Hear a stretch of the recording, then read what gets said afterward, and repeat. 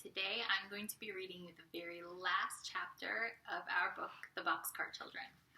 This chapter is called A New Home for the Boxcar. The children's grandfather wanted them to like his house. He wanted them to live with him all the time. So he had made over some of the rooms just for them. The children went with him in his car to see the house. When the car stopped in front of it, Henry cried in surprise. "Do you live here in this house?" It was a beautiful house. It was very big, with many trees and flower gardens around it. "You may live here too if you like my house," remarked his grandfather, watching Henry's face. The house was beautiful inside too. There were flowers everywhere. The children went up to the bedrooms. "Oh," cried Jessie, "this is Violet's room." It really was Violet's room. There were violets on the wallpaper, and the bed was white with a violet cover. On the table were flowers.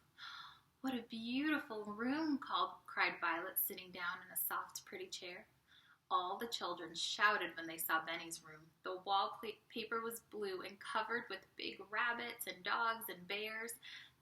There were a rocking horse and a toolbox with little tables and chairs, and an engine stood on the track. With cars almost as big as the little boy himself, Benny ran over to the engine. "Can I run this train all day?" he asked. "Oh no," said Henry, "you are going to school as soon as it begins." His grandfather laughed. "That is right, my boy. You will like school. You will learn to read." "Oh, I can read now," said Benny. In Jessie's room, they found a bed for Watch. It was on the floor by her bed. Watch got in it at once, sniffed the pillow, and lay down. "He likes it," said Jessie. "He will sleep by me." Just then the children heard a doorbell ring. A maid came up to find Mr. Alden. "There's a man here to see you," she said, "about the dog." Now when Jessie heard the word dog, she was frightened. She was afraid it was about Watch. "They won't take Watch away," she whispered to Henry. "No," said Henry, "we'll never, ever give him up." Henry and Jessie and the other children went down with their grandfather to see the man, and Jessie was more frightened than ever. Watch did not growl at the man. He jumped up on him delightedly. "You see, he was my dog," said the man, "but I sold him to a lady, and he ran away from her that very day. I have to turn him over to the lady I sold him to." "How do you know he's the same dog?" asked Mr. Alden. "No, he's my dog," said the man. "You see, he knows me, and he has a small black spot on his foot, but someone has cut his hair on one side." Benny looked. He found the black spot on Watch's foot. "I never saw that spot before," said Henry. "I will give you what you want for the dog," said Mr. Alden. "The children love him. They want to keep him." "But I sold him to a lady," said the man. "I must take the dog to her." Then Henry said, "Maybe she'll want to change to another dog when she sees his hair. If she'll agree to take another dog, will you let my grandfather have this one?" "Yes, I will," said the man. "Let's go and ask her, grandfather," said Benny. "She'll let Jessie have Watch. He's her dog. She took the thorn out of his foot." The man told Mr. Alden where the lady lived, and they all started out to find her. Benny could not wait once they did. He said, "Please let us keep Watch. I want him, and Jessie wants him, and we didn't know he was your dog." "What do you mean?" she said. "Who's Watch?" "This dog is Watch," answered Henry. "A man came to grandfather's house today and told us that he had sold the dog to you. When Watch ran away from you the day you bought him, he came to us. He had a thorn in his foot, and Jessie took it out." Watch looked up at the lady and wagged his tail. When she looked at him, she began to laugh. "Look at his side," she said. "Who cut his hair?" "I'm sorry," said Henry. "Benny did that one day with Violet's scissors." "I am not sorry," said the lady, laughing. "He looks so funny. And you want to keep him, is that it?" "Oh, yes," said Jessie eagerly. "The man will let us have him if you will take another dog." "Don't be afraid," she said. "You may keep the dog. I can change to another one." "Thank you. You are so nice," cried Benny. He ran up to her and climbed up in her lap before anyone could stop him. "Well, I would like to keep you, Benny, in place of the dog," she laughed, putting her arms around him. How happy the children were to have Watch to keep. Mr. Alden gave the money to the man at once. 4 happy children sat with their grandfather around the dinner table that night.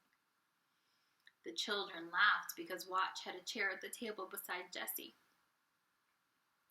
Would you ever think that 4 children could be homesick in such a beautiful house?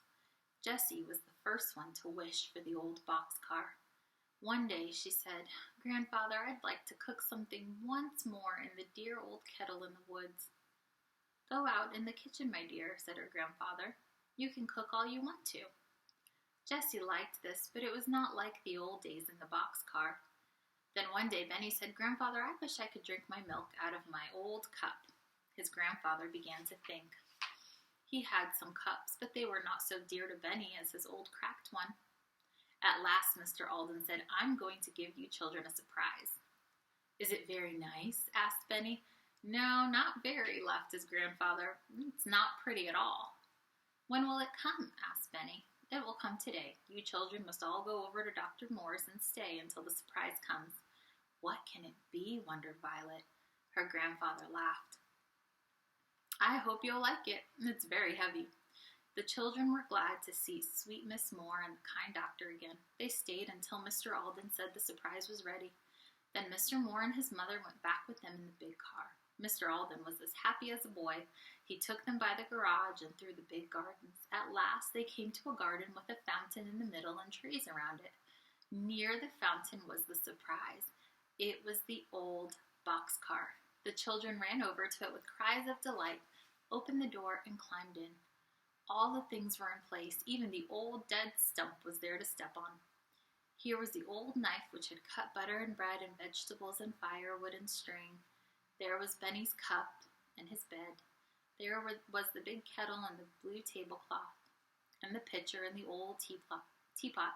And there was the dinner bell, which the children had made from an old tin can. Benny hung it on a tree with a string and rang it over and over again with a spoon. Watch rolled on the floor of the car and barked and barked. Then he began to sniff at everything. "He's looking for the bone he buried," laughed Benny. "How they love that old boxcar," said Mrs. Moore. "I like to see them so happy." "Thank you for the surprise, Grandfather," said Violet. "We'll never go away from you again." "I hope not, my dear," said Mr. Alden. "We'll all live happily ever after." And so they did.